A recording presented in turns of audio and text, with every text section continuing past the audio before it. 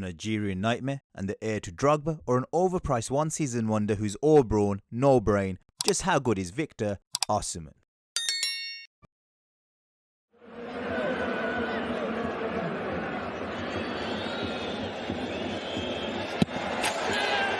Last season, in terms of goal threat, actual and expected, Osimhen was stupendous. This season, well, the one that's just passed, not so much. His biggest asset is probably his perpetual movement. He's a bundle of energy, whereas someone like Haaland is a more refined and precise mover in terms of being more efficient in terms of his movements.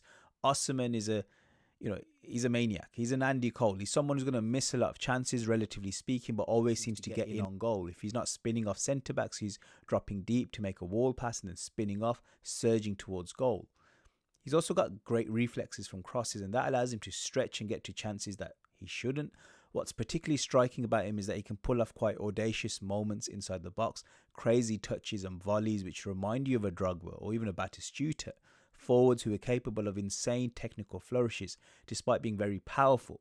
Now, touching upon power, it's quite a concerning aspect as well, because he's not someone who's particularly precise. Everything seems to be a bam power finish, and in the business end of the big trophies, you want more consistency in terms of your finishing. The more precise you are with your finishing, the more likely you are to be consistent. His power shots seem to go off the keeper a lot of the time, and last season it was working for him. This season he hasn't been as consistent, so the power element has been a problem.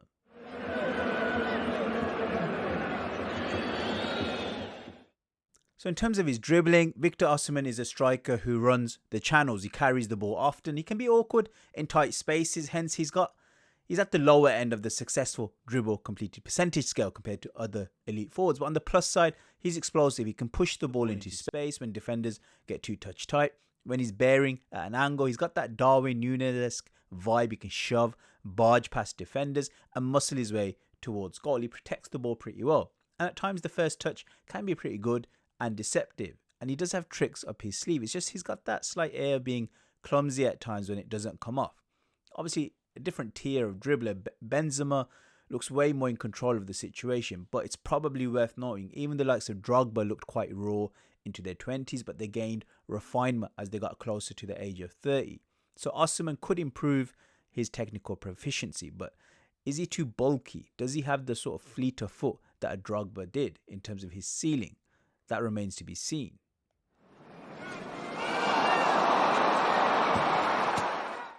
Osimhen's creative numbers are difficult to dissect because he has a very high number of actual assists, but he doesn't play many progressive passes. But when he does, they're pretty accurate. So the eye test suggests that when he's running these channels, he's pretty strong at getting his head up, playing sort of square crosses across the goal, or laying it up to late runners into the box.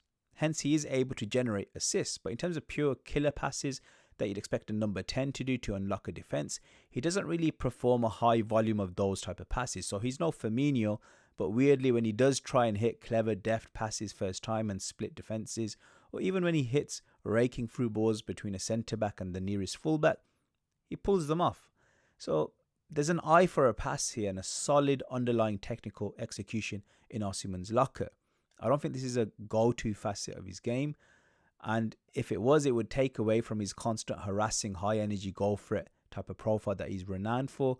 It's hard to be a sort of maniac type of centre forward who's a constant goal threat, running, hunting centre backs down, and at the same time being really calm and being sort of 9.5 type of striker. I think Osimhen finds it difficult to balance both these elements.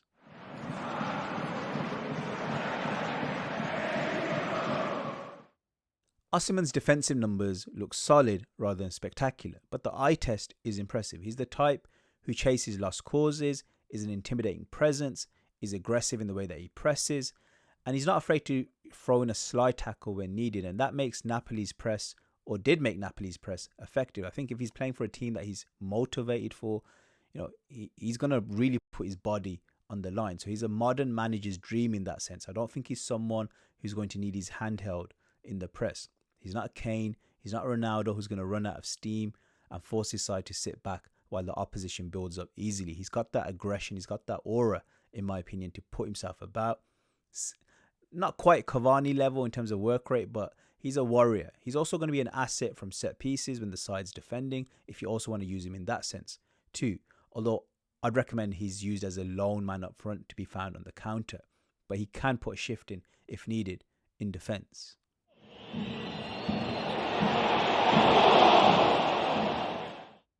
Osimhen's heading is probably his biggest asset in terms of aerial strength, threat, potentially, if not the best in Europe. He's like a centre-back in open play situations, a nightmare to battle with from goal kicks or loose ball situations. He's got size, solidity in a way that he just carries his body. It's a bit like the Koulibaly of centre forwards. And then you've got the actual goal threat, his movement, his courage, and the sheer precision with his head. He reminds me of Drogba. No centre-back is going to want to compete with this guy regularly inside the box because it's quite hard to dominate him. He's constantly moving, he's rechecking his runs, he's got bullet headers, he's got good leaps, he can put the ball where he wants with his head. In addition to the heading, he can also bring down very difficult balls on his chest. Again, very Drogba-like quality. Now, when centre-backs are reluctant to get into a duel with you, it gives you that extra time and space to bring the ball down rather than just try and win a flick on. So that's another weapon that he brings to the table.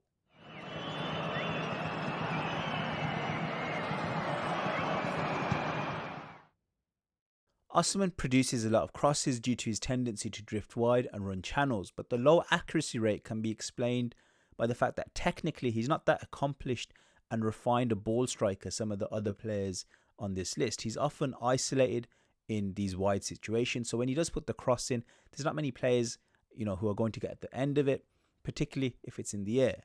Also, a lot of his crosses do get blocked, as rather like his shots, he kind of just goes for the cross, even when there isn't really a good moment to try and put that cross in. So he can be quite an instinctive player, and that's something he needs to rein in when he goes to a bigger side, where the demands for consistency in that area of decision making will be greater. He won't just be given that license to lose the ball with a cross. He'll be expected to hold back and sort of play it backwards if need be and wait for support.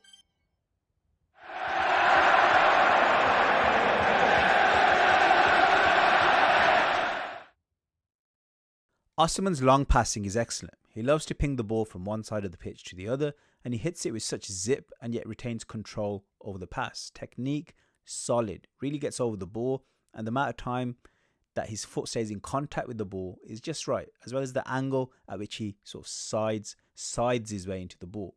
Now, for most players, switching from left to right is preferred if they're right-footed, but he seems to prefer the switch from right wing to left wing. He loves drilling it or even lofting it with minimal swerve, cutting through the air very well, mostly reaches the target, and it's easy to receive as well. I think another fascinating aspect of his long ball game is that when he's holding the ball by the edge of the box, he seems to be able to go back and play a long pass back into midfield in a way that doesn't really lose momentum, but really picks out a player who's in the most space and is best placed to initiate the next wave of the attack. So it's really contrasting compared to his crossing game. His long passing game seems to be a lot more refined and intelligent.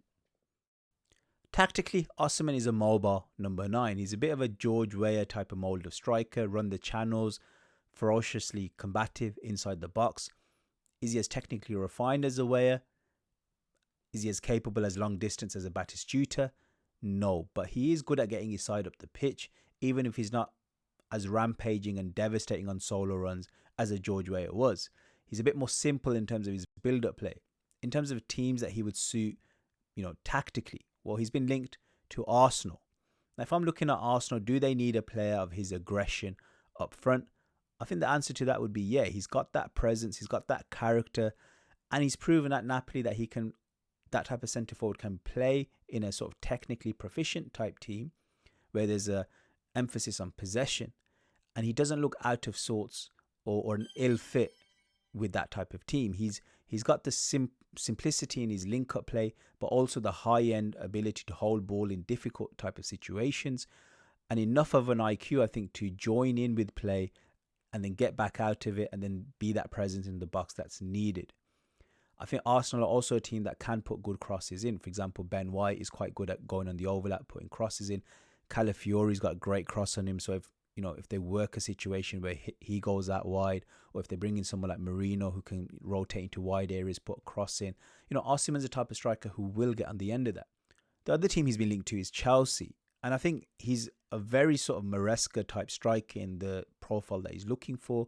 He wants someone that's going to be able to press. He's going to want someone who's a spearhead of the attack. He's He's going to want someone who can drop deep, play those wall passes, and then go back up front and basically be a mixture of a poacher, a target man, and basically he wants a complete number 9. That you have to be a complete number 9 to play Maresca ball.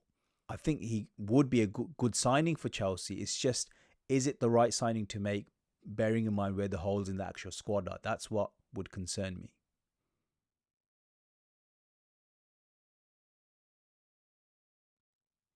In conclusion, Osimhen, if he's injury-free, he's motivated. For me, he's one of the biggest goal threats in the modern game. He's hard-working. He is an agricultural forward who's mostly brawn over brain, but he's got this unpredictable ability to produce technical flourishes, whether it's in the build-up or outside the box. He's somehow found a way to fit in a side like Napoli, who are technically capable.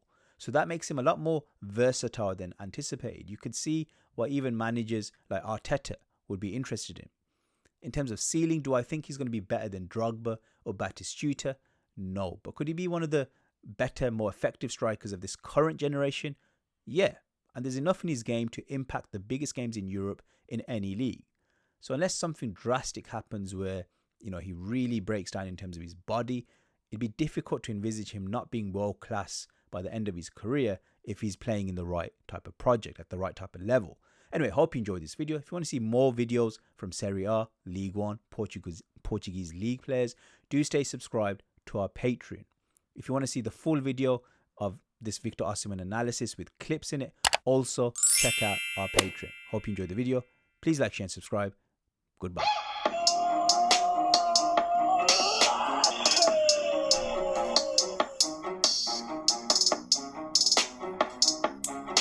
Spare for Guardiola, joy for Mourinho.